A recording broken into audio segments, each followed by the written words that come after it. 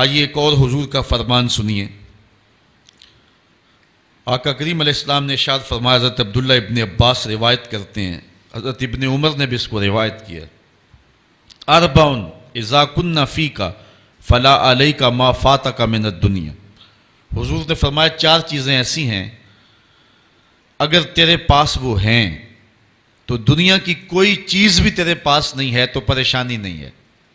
اگر چار چیزوں کا سرمایہ تیرے پاس ہے پھر دنیا کی کوئی چیز بھی تیرے پاس نہیں ہے، فلا علیک، تو تجھے کوئی دکھ نہیں ہونا چاہیے، کوئی پریشانی نہیں ہونی چاہیے اگر یہ چار چیزوں کو تجھے عطا کر دیا گیا، یہ چار چیزیں تجھے ودیعت کر دی گئی۔ تیرے پاس کچھ بھی نہیں ہے دنیا کی لیکن یہ چار چیزیں، وہ چار چیزیں کون سی ہیں؟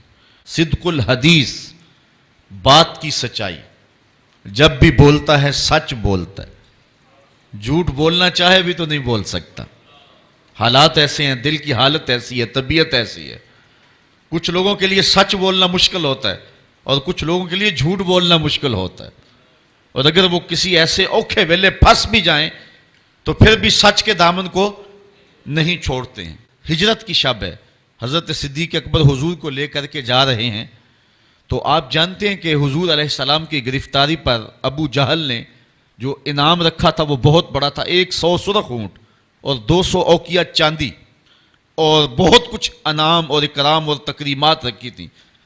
اب ایک شخص جو حضور کو جانتا نہیں تھا، حضرت ابو بکر سے بھی شناسا نہیں تھا، تو پورا عرب ڈھونڈنے نکل پڑا تھا حضور کو، تو ڈھونڈتے ڈھونڈتے حضرت ابو بکر کے پاس پہنچا اور حضور بھی ساتھ تھے، اس کو شک پڑا کہ جس کو ہم تلاش کر رہے ہیں وہ یہی نہ ہو، تو حضرت ابو بکر کو پوچھتا ہے کہ یہ شخص کون ہے؟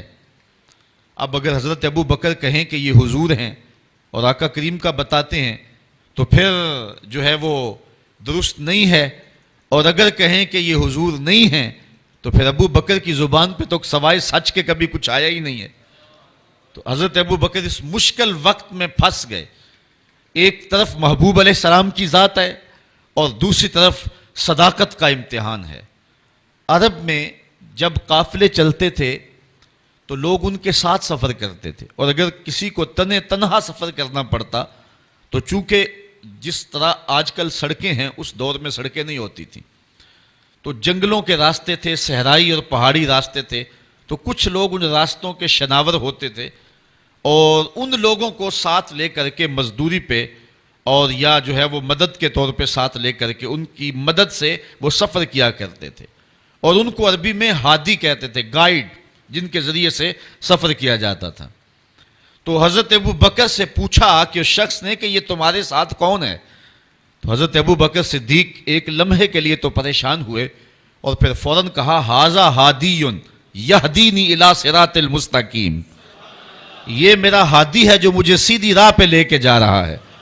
تو وہ سمجھا کہ یہ کوئی گائیڈ ہے، لیکن سیدنا صدیق اکبر بتا رہے تھے میرے دل و جان کا ہادی اور مرشد یہی تو ہے نا۔ تو سچ بھی بولا اور جو ہے وہ جو مقصد تھا وہ بھی پورا ہو گیا۔ تو کچھ لوگ سچ بولنا چاہیں تو نہیں بول سکتے اور کچھ لوگ جھوٹ بولنا چاہیں تو نہیں بول سکتے۔ اگر اللہ کسی کو یہ شان دے دے کہ اس کی زبان پہ سچ ہی آتا ہو تو اس کو دنیا کی کوئی اور شے نہ بھی ملے تو یہ ایک بہت بڑی دولت ہے۔ پہلی چیز جو حضور نے فرمائی سنیے، صدق الحدیث، اس کو جو ہے وہ سچ بولنے کی عادت ہو۔ سچ بولنا کبھی کبھی بڑا اوکھا بھی بن جاتا ہے۔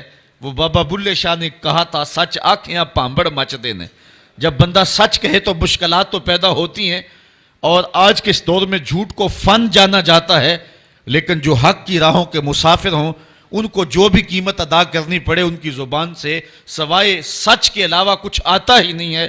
اور ایک حدیث میں آتا ہے جب کوئی بندہ جھوٹ بولتا ہے اس کے منہ سے بدبو نکلتی ہے اور اللہ کے فرشتے ایک ایک میل اس سے دور ہٹ جاتے ہیں۔ تو سچ ہی مومن کا مزاج ہے اور مومن کی زندگی ہے۔ تو جس کو یہ چار چیزیں مل گئی ان میں سے پہلی چیز سچ، دوسری چیز وحفظ الامانہ، امانت کی حفاظت، وہ امانت مال کی صورت میں ہو، وہ قومی ملکی شخصی راز کی صورت میں ہو۔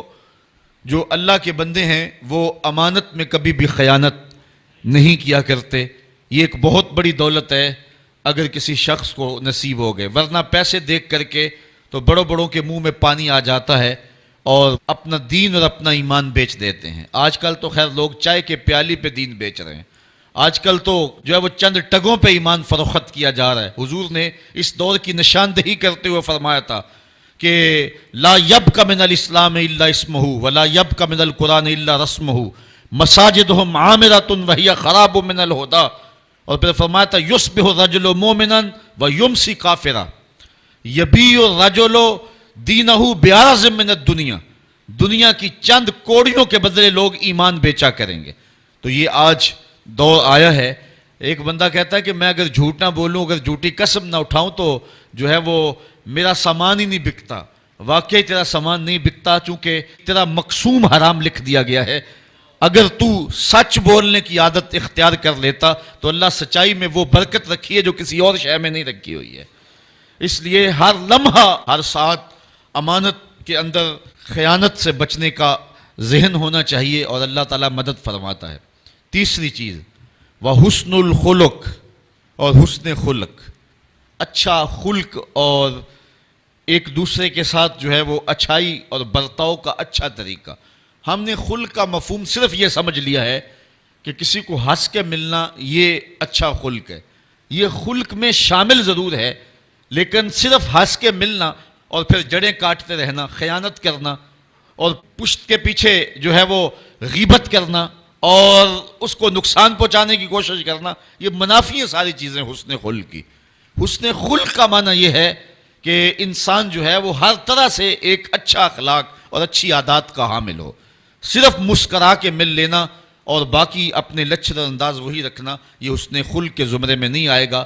یہ حسن خلق کا ایک رکن تو ہو سکتا ہے، لیکن مکمل حسن خلق یہ نہیں ہے۔ چوتھی چیز وعفت مطعم، اور لقمے کی پاکیزگی، رزق پاک ہو۔ رزق کی پاکیزگی اللہ کے قرب کا سبب ہے، باطن کی روشنی اور اجالوں کا ذریعہ ہے، اور دعاؤں کی قبولیت کے لیے بنیادی شرط ہے۔ آقا کریم نے ارشاد فرمایا ایک شخص لمبا سفر کر کے کعبۃ اللہ میں پہنچا ہے، یمد یدیہ، اور اپنے ہاتھ پھیلا کر کے لمبے لمبے ہاتھ کر کے دعائیں مانگتا ہے۔ اللہ کا گھر سامنے ہے اور ہاتھ اس نے لمبے، اشعث اغبرا، اس کے کپڑے پھٹے ہوئے ہیں، چہرے پہ گرد پڑی ہوئی ہے لمبے سفر کی وجہ سے، حالت فقیرانہ بنی ہوئی ہے، ہاتھ بھی لمبے ہیں، اور کعبۃ اللہ کے سامنے کھڑا ہے۔ وَمَطْعَمُهُ حَرَامٌ وَمَلْبَسُهُ حَرَامٌ وَمَشْرَبُهُ حَرَامٌ وَغُذِيَ بِالْحَرَامِ، لیکن جو کھایا ہے وہ حرام کا، جو پیا وہ حرام کا، جو لباس پہنا وہ حرام کا، جو غذا دی گئی ہے اس کو وہ حرام کی۔ فَأَنَّا يُسْتَجَابُ لِذَلِكَ، حضور فرماتے ہیں بتاؤ اس کی دعا کیسے قبول ہوگی۔ سفر کی حالت بھی ہے، لمبا سفر بھی کاٹا ہے، دکھ مصیبت بھی صحیح ہے، کعبۃ اللہ کے سامنے بھی کھڑا ہے، لیکن دعا قبول نہیں ہوگی۔ اگر لوگوں کا حق مار کے، غصب کر کے عمرہ کرنے چلے جائیں، حج کرنے چلے جائیں، تو تمہاری باتیں منہ پہ ماری جائیں گی۔ یہ انداز ہے اللہ تعالیٰ کے ہاں قبولیت کا کہ لقمہ پاک ہونا چاہیے۔ جس کا لقمہ پاک نہیں ہوتا اس کی اپنی دعائیں بھی قبول نہیں ہوتی، اور اس کے حق میں نیک لوگوں کی دعائیں بھی قبول نہیں ہوتی۔ تو یہ پہلی شرط ہے زندگی کے اندر قبولیت دعا کی۔ تو یہ چار چیزیں حضور نے فرمایا جس کو مل گئیں۔ کون کون سی؟ ایک بات میں سچائی، دوسرا امانت میں حفاظت، تیسرا حسن خلق، اور چوتھا رزق کی پاکیزگی۔ اس کے علاوہ اس کو دنیا کی کوئی بھی شے نہیں ملی تو وہ گھاٹے میں نہیں ہے۔ اور اگر کسی کے پاس یہ چار چیزیں نہیں ہیں، باقی کائنات کی ہر شے اس کے پاس ہے، تو وہ کوڈی مل نہیں اس کا، اور اللہ کے نزدیک اس کی کوئی قدر و قیمت نہیں ہے۔ یہ چار چیزیں خوش نصیب لوگوں کا مقسوم ہے۔ اب بد نصیب لوگوں کا مقسوم دیکھیے کیا ہے۔ اربعن من کنا فیہ کانا منافقا خالصا، حضور نے ارشاد فرمایا، حضرت ابن عمر روایت کرتے ہیں، بخاری مسلم دونوں نے اپنی اپنی اسناد کے ساتھ اس کو روایت کیا، حدیث صحیح ہے۔ حضور نے ارشاد فرمایا کہ جس شخص کے اندر چار چیزیں ہیں وہ پکا منافق ہے، منافقاً خالصاً، وہ خالص منافق ہے۔ یہاں تو یہ لفظ ہیں، ایک حدیث میں آتا ہے وَإِن صَلَّى وَصَامَ، اگرچہ وہ نماز بھی پڑھے اور روزے بھی رکھے، لیکن بخاری اور مسلم کی حدیث کے اندر یہ لفظ نہیں ہے۔ یہاں اتنے لفظ بیان فرمائے گئے ہیں، اربعن من کن فیہ کان منافقا خالصا، جس شخص کے اندر یہ چار چیزیں ہیں وہ خالص منافق ہے۔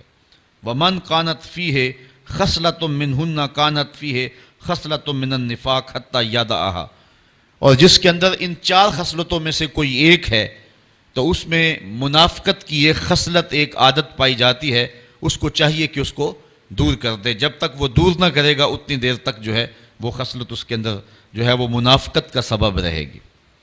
پہلی چیز، اذا حدث کذب، جب بھی بولے تو جھوٹ بولے۔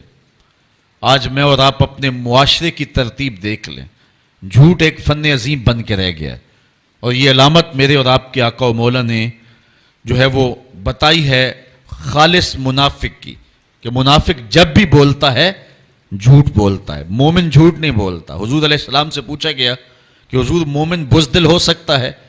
فرمایا مومن بزدل نہیں ہوتا، بہادر ہوتا ہے، لیکن ہو سکتا ہے کبھی بزدلی بھی کر جائے۔